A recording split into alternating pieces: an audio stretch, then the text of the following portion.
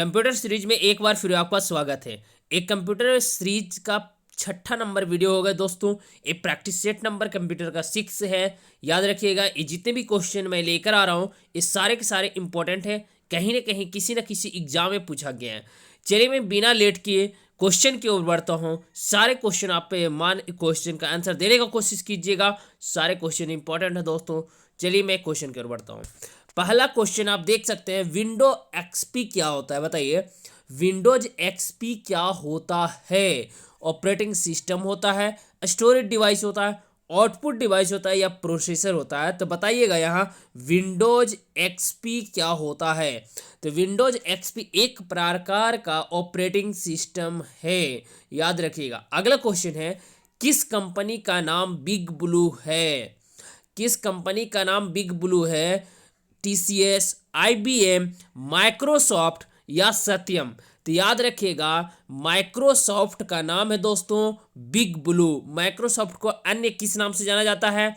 Big blue के नाम से जाना जाता है, याद रखिएगा। अगले क्वेश्चन की ओर मैं बढ़ता हूं, क्वेश्चन नंबर 3 की ओर। क्वेश्चन नंबर 3 आपके सामने है। क्वेश्चन नंबर में 3 में बोला जा रहा है HTTP का पूरा नाम क्या होगा, यानी HTTP का फुल फॉर्म क्या होगा? Hyper text transfer protocol, hyper text transfer protor, head tocal transfer plot, head tail transfer protocol. बताइए कौन सा हो जाएगा? तो ऑप्शन नंबर ए सही होगा, यानी हाइपर टेक्स्ट ट्रांसफर प्रोटोकॉल होता है HTTP का पूरा नाम, याद रखिएगा। अगला क्वेश्चन है, इनमें से कौन सा आईपी एड्रेस सही है? बताइए कौन सा जो दिया गया नीचे है आईपी एड्रेस, इसमें से कौन सा सही है? याद रखिएगा कौन सा हो जाएगा। तो आप देख सकते हैं 192.168.111.111 यानी ऑप्शन नंबर बी सही होगा। आईपी एड्रेस कौन सा सही होगा? तो ऑप्शन नंबर बी सही होगा। अगला क्वेश्चन की ओर बढ़ता हूं, 1 किलोबाइट में कितने बाइट होते हैं? बहुत ही इंपॉर्टेंट क्वेश्चन है और बहुत इजी भी क्वेश्चन है दोस्तों। तो ऑप्शन नंबर 5 का हो जाएगा डी, यानी 1024 बाइट होता है 1 किलोबाइट में। जितना आगे बढ़ते जाइएगा सब एक दूसरे से कितने हैं? 1024 गुना ज़्यादा होते हैं, याद रखिएगा। अगला क्वेश्चन है, कंप्यूटर में आईसी चिप्स किसकी बनी होती है? ये भी क्वेश्चन बहुत इंपॉर्टेंट है लेकिन बहुत ईजी है। किसकी बनी होती है? सिलिकॉन की बनी होती है, याद रखिएगा।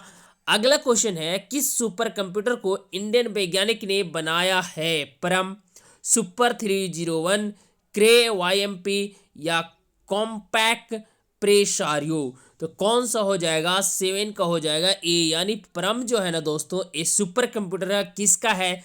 इंडिया का सुपर कंप्यूटर है, यानी इंडियन वैज्ञानिक को द्वारा बनाया गया। 8 नंबर में है, किस कमांड की मदद से कंप्यूटर को रिबूट कर सकते हैं? अब रिबूट कर सकते हैं, बताइए। रिबूट मीन्स होता है पुनः स्टार्ट करना, यानी एक बार स्विच ऑफ होगा फिर से ओपन हो जाएगा। तो control alt plus delete option हम चूज करेंगे ना, या प्रेस करेंगे। कंट्रोल आल्ट प्लस डिलीट एक साथ अगर हम प्रेस करेंगे तो क्या हो जाएगा? हमारा कमांड जो है ना वो रिबूट हो जाएगा, याद रखेगा। यहाँ कमांड रिबूट होने के बाद क्या था, याद रखेगा। www का पूरा नाम क्या है? तो वर्ल्ड वाइड वेब होता है, यानी ऑप्शन नंबर बी सही होगा, याद रखिएगा। अगला क्वेश्चन है 10 नंबर क्वेश्चन, कंप्यूटर स्क्रीन में ब्लिंकिंग सिंबल को क्या कहते हैं?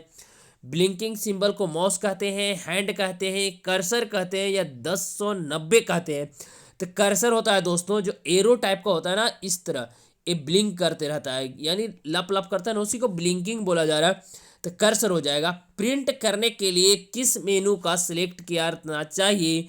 प्रिंट करने के लिए कौन सा मेनू हमें सिलेक्ट करना चाहिए? तो याद रखिएगा टूल्स मेनू। कौन सा हो जाएगा? टूल्स मेनू को सिलेक्ट करना चाहिए। टूल्स में ही दिया रहता है क्या?